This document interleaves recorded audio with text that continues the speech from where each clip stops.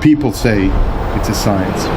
Understanding the front wing, the rear wing, controlling the components, from hot to cold, from fast to slow.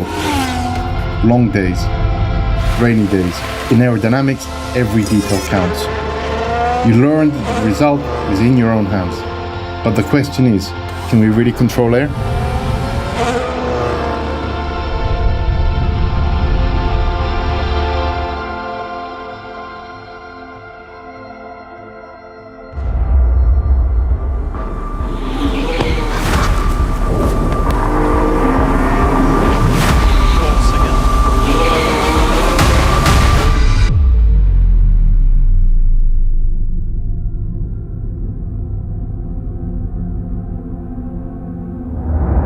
Air. You will think is the core of our sport. But believe me, aerodynamics is much more. It's about downforce, it's about drag, it's about efficiency. Above all, it's understanding how the airflow interacts with the car, flies through the car, pushing it towards the ground to gain lap time. We can definitely control more than we think. And that's our job here. Measure the unmeasurable. See what no one sees.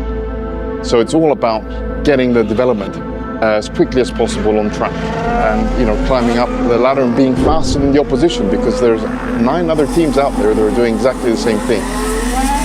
Everyone wants to win. So you have to imagine we always have to push the boundaries to be a little bit better than the others, and only like this you can compete on the field. Could keep, and then we add one for the balance adjust. So overall, The world of Formula 1 is all about lap time performance and race performance. at the moment it's for hard. We'll let you know when we change it. Copy. Aerodynamics is about downforce, the load we apply on the tires, drag, resistance to the air to gain speed on the straights. Yeah, because there's 25 laps, then anything from lap 30 onwards, okay. Keep the tires on the car. Everything starts from day -1 to day 0, and we have got 2 teams, one at the track and one at the factory, that work together all the time. I don't understand how we arrive to the conclusion that we need more downforce here than Baku. Because Baku is full of corners. Just dropped the front wing by 3 steps for the high fuel. All the teams in the factory try to putting little new piece together to try to improve the car, develop the car for the season. So this way it's creating the downforce, and the downforce makes us go quicker or faster on track. So it's a very important part, but also a difficult one to get it right. As you can see up ahead here, you have this whole train of dirty air. And he can just drive around the outside of Kimi here. So he's in the clean air. Outside there, stays on the inside in the cleaner air on this side. Trying to target a very perfect geometry. So all the curves that you see in a Formula 1 car, they are there for a reason.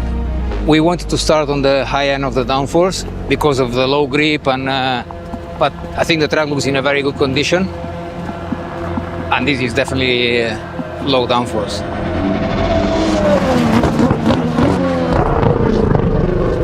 You will see a lot of different features on the front wings, and they're all there for a purpose, and it's to manage really the airflow around the tires and try to clean the onset airflow for the rest of the car to streamline it as much as possible.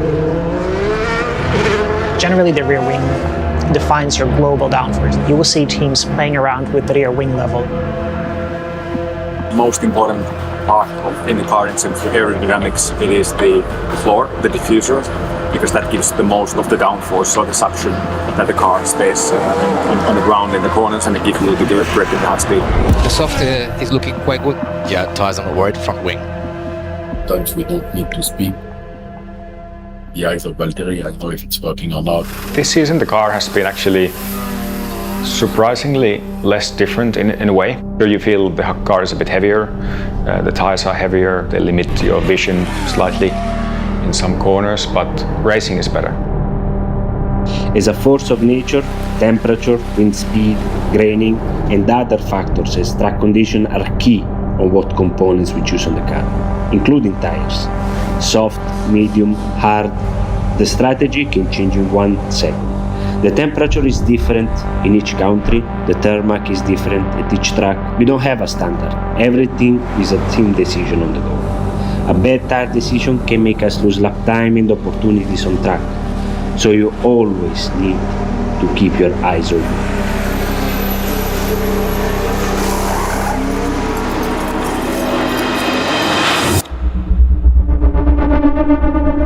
I wish I could explain it so that you could almost feel it, but it's so difficult. The forces we have in the car, you can't really create it in many other circumstances. And when you've driven a car since, like me, I've been since I was 6 years old, step by step you go faster and faster and you always get used to something. So as crazy as it sounds, for me it's normal. Like that's my office, and I truly love it.